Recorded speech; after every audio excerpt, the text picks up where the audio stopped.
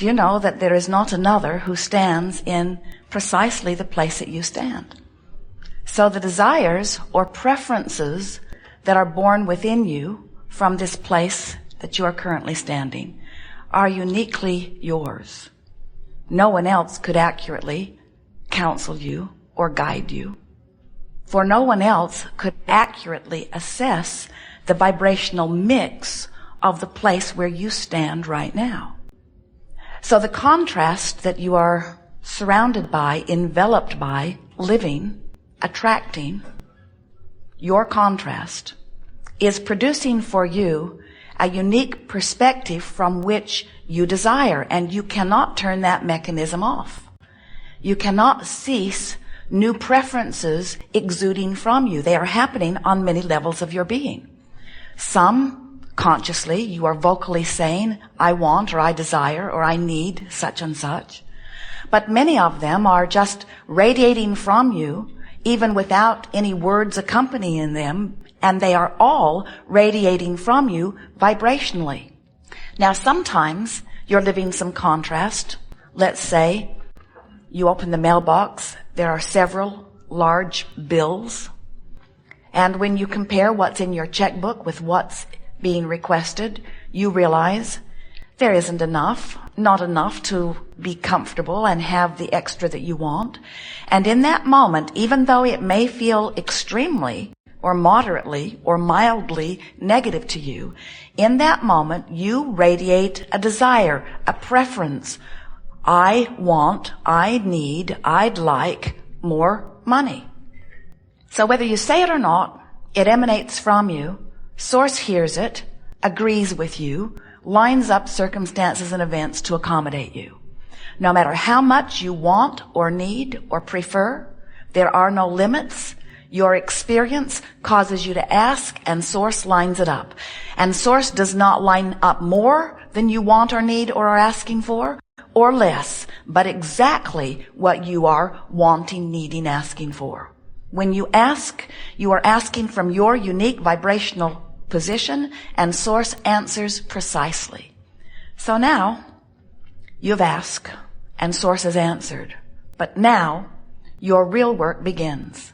And that is, you must find some way of managing the vibration of your being so that you match the signal that you've put out there that's being held in vibrational escrow.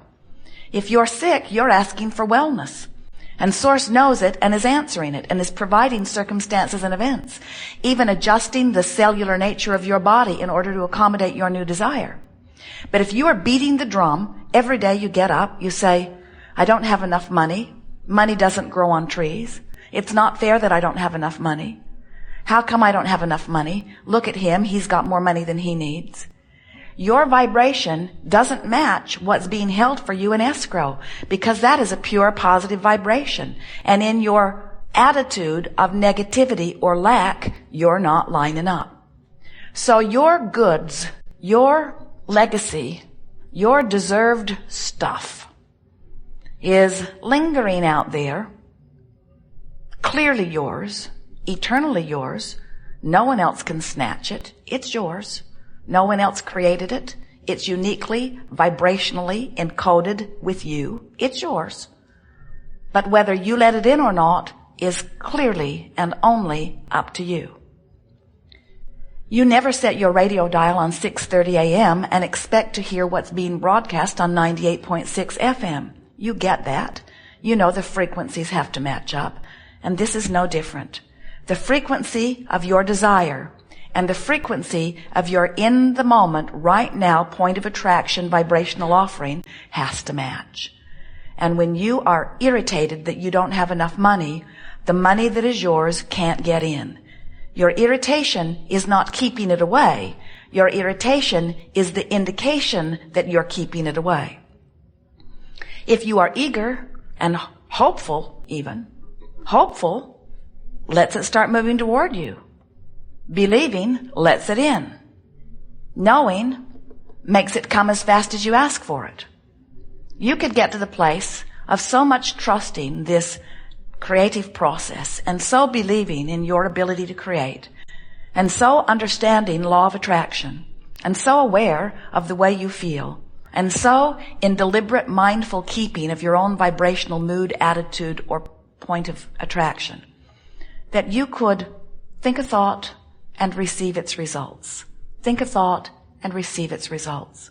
And in fact, you are doing just that. You are thinking thoughts and you are receiving the results of those thoughts. So what you're living, what's manifesting, matches precisely every single time, no exception, what you are outputting vibrationally. We call this gathering the art of allowing. And what it really means is the art of allowing your connection to your source. The art of allowing your vibrational alignment with the well-being of this universe. The art of allowing vibrational alignment with all that you consider to be good. Sometimes people misunderstand. They think allowing means looking out somewhere into their environment, finding some ridiculously awful, abhorrent thing, and then tolerating it or putting up with it. Being a doormat, just taking whatever anybody gives. Allowing is about feeling. Allowing is about vibration. Allowing is about alignment. Now, of course, in the strictest sense of the word, if you are focused upon something you don't want and feeling negative emotion as you focus upon it, you are, in strict terms, allowing this unwanted thing into your experience. But when we use the term allowing, we always mean allowing your connection to that which is really you, allowing your connection to source and to the resources of well-being that are your right. You are worthy beings. You knew it when you came. You forgot it a little bit after you got here. You are creative genius. You knew it when you came. You forgot it a little bit after you got here. You are free. You knew it when you came. You've forgotten it a little bit after you got here. You are pure positive energy, and you want that, and nothing less than that will ever be tolerable. In other words, you can't stand it when your freedom is impeded in any way. So you were born with an emotional guidance system. You were born with a system of emotion that lets you know what you're doing vibrationally. And on one end of this vibrational scale are feelings like exhilaration, passion, love, joy, appreciation, pure positive feelings. And the reason they feel the way they do is because in the feeling of them, you're focused upon something where you are giving to yourself the gift of perception of absolute freedom. Now, we use the word perception of freedom very deliberately because you are absolutely, unequivocally free. You are so free you can choose bondage. But the perception of freedom is what is necessary because no one is not free. No one can vibrate for anyone else. No one can get inside of you and offer a vibration that equals your point of attraction. Only you can do that. So since only you can do that, you are utterly free.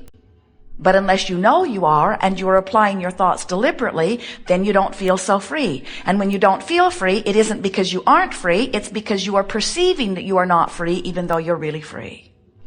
So up here in those good feeling emotions is the perception of absolute freedom and empowerment. On the other end of the scale, down there where despair is, down there where that feeling of desperation is, where that feeling of depression is, or fear, they all feel pretty much the same. They are vibrationally nearly equivalent. It's the perception of disempowerment. It's the perception of not being free. You never are not free. But when you don't think you're free, you feel rotten. So we'll be talking a lot today about this emotional scale.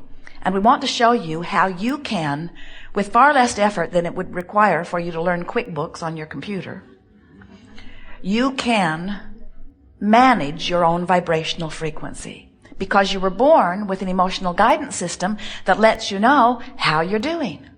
It's really important, however, that you understand that this emotional guidance system is yours and that it's not hooked in with anybody else's. And you must decide early on that you're not going to compare how you feel with how anybody else feels, because the vibration within you cannot be regulated or even understood by the vibration of someone else. You can't ask someone else how they feel about something and then just because they feel that way, immediately begin feeling that way too. Now, we acknowledge that there is this thing called power of influence, where they can demonstrate things to you and you can observe their demonstration, and in time you can begin to feel similarly. You do that all the time. And the law of attraction is helping you with that. In other words, whatever you are feeling, however you are feeling, is causing you to offer a vibration, and law of attraction is causing those same kinds of things to surround you. So it's easy for you to look around your environment, no matter how up close or how far around the world it is. It's easy for you to look around in your environment and conclude that there are facts or evidence or truth that, because they exist, deserve your attention. But we want to point out to you, and we really want you to come to knowing this, all that evidence that you are witnessing is just the result of someone else focusing it into reality. Just because it's true doesn't mean that you should give your attention to it. There are a lot of things that are true that you don't want to bring close to you. And there are a lot of things that are true that you do want to bring close to you. So don't use as your criteria for focusing on it the reality of it or the truth of it. Use how it feels when you focus upon it as your criteria of whether you want to focus upon it long enough to activate it in your vibration enough to make it your point of attraction. Focus is a powerful word. In fact, it is the most powerful word in relationship to deliberate creation, in relationship to creation in general. In other words, you're creating all the time, whether you're doing it deliberately or not, because you're focusing all the time, whether you're doing it deliberately or not. You can't stop focusing. You can't stop perceiving. When you're remembering, you're focusing. When you're observing, you're focusing. When you're imagining, you're focusing. When you're pondering, commenting, whenever you're giving your attention to anything, past, present, or future, you're focusing. And if you're focusing, you're activating a vibration that has attraction quality. So when you activate a vibration, law of attraction is going to respond to your activated vibration and bring you thoughts, bring you circumstances, bring you other people that match that vibration. If you focus often enough, that activated thought will become a dominant activated thought. That's really all a belief is. A belief is just a thought you keep thinking. But when we say a belief is a thought you keep thinking, that makes it sound like you're deliberately thinking the thought. In other words, when you say, I'm thinking about something, most of you think that when you're thinking about something, that you're deliberately thinking about something. And we want you to realize that you're thinking about a lot of things that you don't really want to think about. So you may be activating things in your vibration that you would not necessarily want to attract into your experience. Now don't panic. You have huge leeway. Sometimes we see our friends say, cancel, cancel. They try to suck it back before law of attraction gets hold of it and starts bringing it to them. And we want you to understand that you have enormous leeway, that the basis of your experience is truly one of well-being. And it's great fun to get out there and mix it up and think some thoughts. And in the process of thinking and feeling and thinking and feeling, honing and fine-tuning, and then deciding what you want to think about. And then practicing the thought until that thought becomes easy. And then watching the manifestations begin to surround you as you've thought that thought. And then find your new place, because now you've manifested all kinds of things and you have a new vantage point. And now the contrast gives you an opportunity to mold new thought. Think and feel, think and feel, think and feel. And then decide, this feels better than this. I think I will deliberately think here. And then watch as you activate that thought more deliberately until it becomes a dominantly activated thought. And then law of attraction causes things to actualize around it. And now you're standing in yet another new, wonderful place. And then the contrast is there again, and you're thinking, feeling, thinking, feeling, thinking, feeling, thinking, feeling. This is the way you mold the clay. The energy that creates worlds is the clay that you are molding. You never see a master of art take his big clump of clay and splat it down and then complain, it didn't turn out right. He wants to get his hands in it. And long after he gets his hands in it, it isn't finished. It isn't where he is wanting it to be. It takes some molding until what's on his table matches what's in his mind. And the same thing is true of you. It will take some time, and really you want it to be that way. for the manifestations to begin to collect around the thoughts that you are thinking. But in the meantime, you have all of this feedback coming from your guidance system that's letting you know whether you're on the right track or not.